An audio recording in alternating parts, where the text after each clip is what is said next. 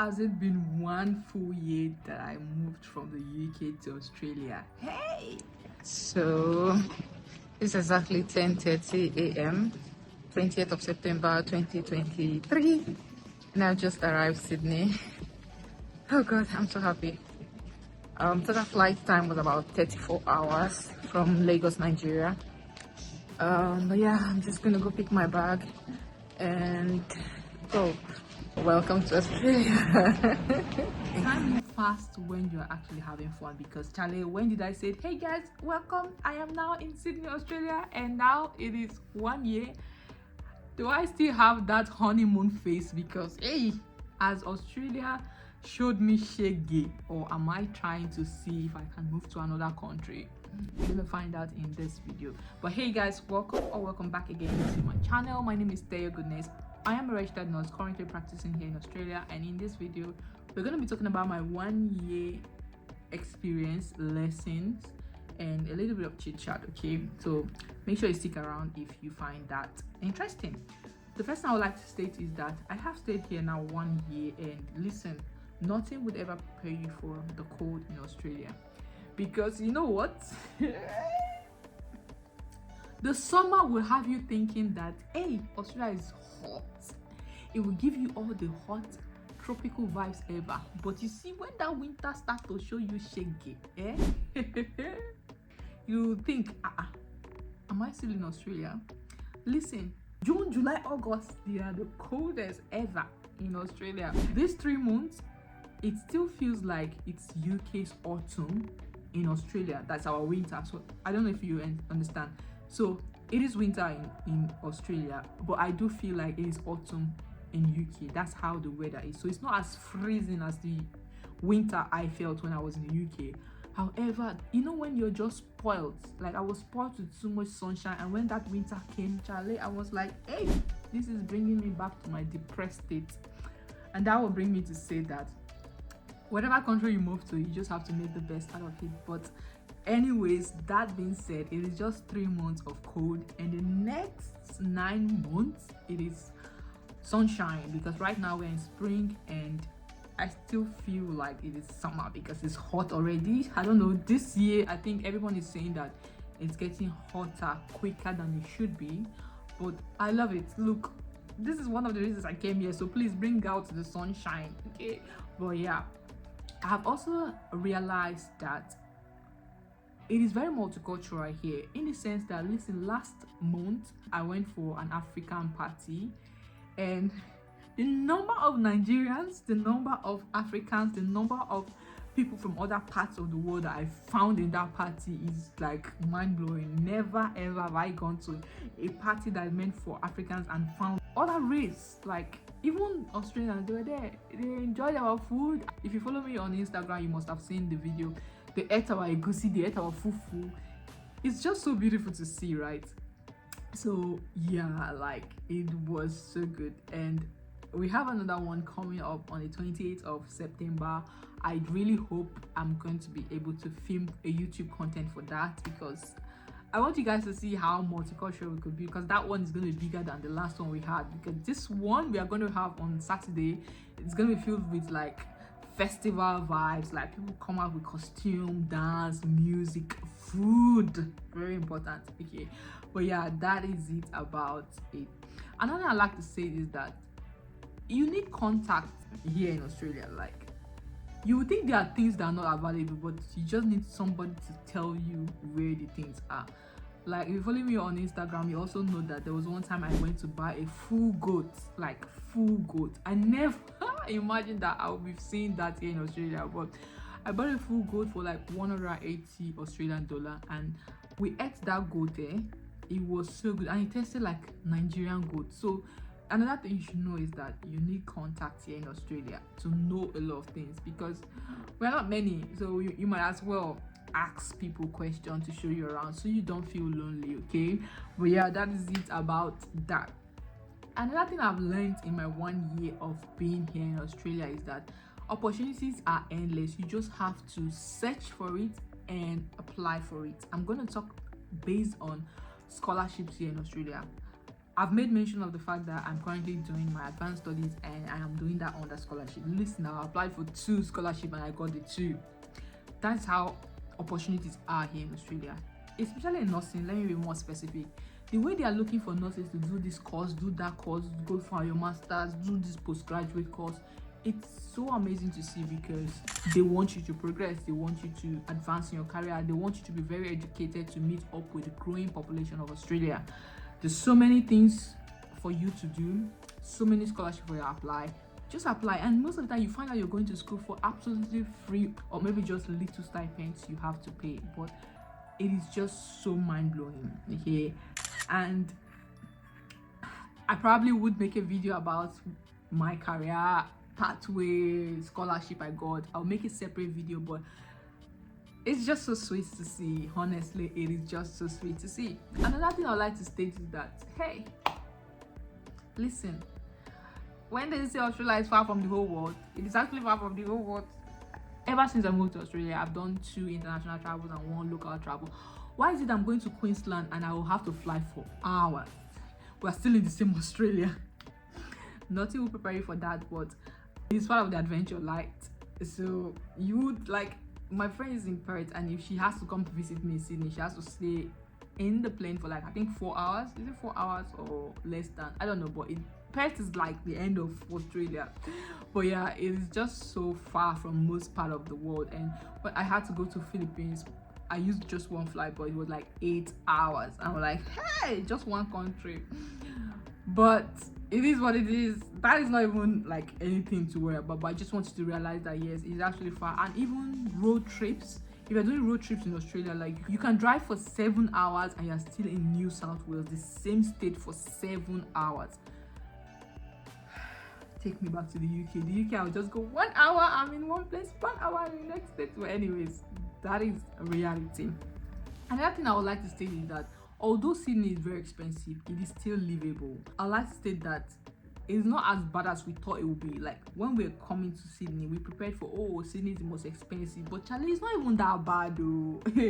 Or maybe because, I don't know, but like I would say, brace yourself, make your research and decide which states, which city it will favor you, will make you save. Definitely if you're thinking of saving so much, Sydney is definitely not the place for you. But I'm just trying to say that it's not as bad as we thought it would be. Okay, yes, it is expensive, but there are ways to cut down costs, there are ways to like make more money, there are ways to save more that we are doing, and it's been working fine for us. At the moment, we don't have any plans of like leaving Sydney. We don't. If this will change later on, I don't know. Right now, the cost of living crisis is even affecting almost every part of Australia. So we're like, what's the point of moving? We're looking at like properties in Queensland, and it's almost as much as it is here in Sydney. Like Brisbane, to be more exact, is very expensive, and like outside Brisbane might be better, of course, but it's the same here in New South Wales. If you go outside Sydney, you still see like cheaper properties and all. But right now, we don't have any plans of like leaving New South Wales. If that changes, of course, I'll be letting you guys know. But yeah, that is it about cost of living here. We've been surviving. It's still been like good returns, so we can't complain.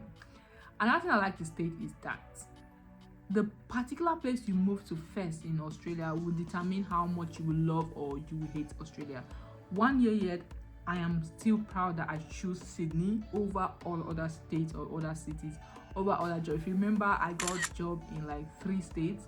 So me choosing Sydney is still one of the best decisions I made, because the amount of times people in one state will call me or message me, yo, have you gotten this? This is hard to get.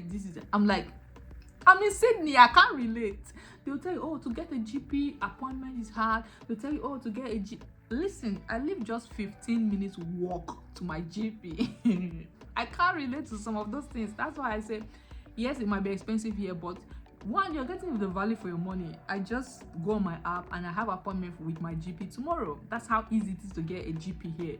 But some people who live remote and rural, they'll tell you to get a GP is very hard, it's very difficult. Like, grants, you get cheaper houses, you get cost of living might be cheaper there, but sometimes you have to just wait. Is it worth it or not? So please make sure you make your research as well to decide if living like in remote areas will be more favorable to you, or if you live close to the city. And don't get me wrong, you don't even have to stay in the CBD, you don't have to stay in the like city gongon. You just stay 30 minutes out of it, you'll be fine, okay? Or even 1 hour, you'll still be fine. But if you gotta live 7 hours from the city, anything you see, take it. But that's not to scare you. People are still living there, they're happy. But I just want you to know that you have to make your own conscious decision and decide, okay, yes, this is the way it is here, I'm happy to deal with it. That's just it, okay? You don't want surprises. So where you move to will affect you or not. And also 1 year here, I've realized that Australia is just big with landmass. People know themselves so much. Oh, I don't know if it's just because I have the platform, but the amount of time I've just gone to like African stores or African gathering, and I've seen people that knows me. They'll be like, I know you, I watch your YouTube video, I know you, I see you on Facebook. I'm like, I thought I'm coming to a country where I wouldn't know anybody, but why? Anyways, I've just come to realize that it's not as canty, or I don't know how to put it, but there are still people here and the community is great, okay? So, and that will bring me to another point where I have to say that over 1 year, I have grown in my social media presence, and I love it. Honestly, I love when I go out and people say, oh, Dayo, I know you. No, Dayo. Like, I love it. It makes me feel happy because most of the times, whatever they have to say is good things. They'll be like, oh, I watch your video, it helped me move here. Yes, I've actually met people that watch my video and moved here because of my video, and they'll be like, thank you so much, your video, blah, blah, blah. And those feedback just makes me good, okay? I've grown almost all my platforms. Like my TikTok is like 50k now, my Facebook is like 90k, my YouTube currently is like 24k. And mind you, these platforms are all monetized, and you know what that means for me to have a monetized platform that has that much followers, and most of them are already here in Australia. It just makes me happy, makes me fulfilled as a content creator as well. And I'm like, if I didn't move to Australia 1 year, I don't think I'll have this much following, because let's be honest, at the point people were just tired of UK content, and when the Australian content came, it was so refreshing to people's ears. It is what it is, okay? So yeah, and if you check my YouTube videos, most of my Australian contents are just skyrocketed. The views are like 15k, 20k, and yeah, people are really interested in Australia. And over 1 year, I've seen growth in my content, even brands reaching out to me. If you realize, I've been posting more brand deals, Australia-based brand deals, more than I was when I was in the UK, because probably the market here is not that saturated, so it's very easy for them to look for a black creator and they'll find me. So I thought. But yeah, it's just good. Like, it makes me feel good, and I pray that Abba grants me more zeal to grow in this content career. Because listen, I didn't tell you people, I don't know if I've mentioned before, but do you know that I've gone part-time with nursing? Like, literally, I don't know if I've said it before, but now I'm doing like only 32 hours per week, which is like a part-time equivalent, because somehow I'm able to do it, okay? Now I'm not saying a lot of things here, but yeah, I've been able to go part-time with nursing because I'm studying, and kind of like I'm able to supplement my income with my creators program that I'm currently on. So yeah, it's a good thing. It's something that I'm proud of. This is also like a reminder, if you're looking at moving into content creation, please take it serious, because listen, there's so much money to be made on creating content, okay? And you don't have to even show your face. You can create faceless account. This is not a masterclass, but let's put it out that way. But yeah, moving to Australia has made me to grow in so many ways that I didn't even imagine, okay?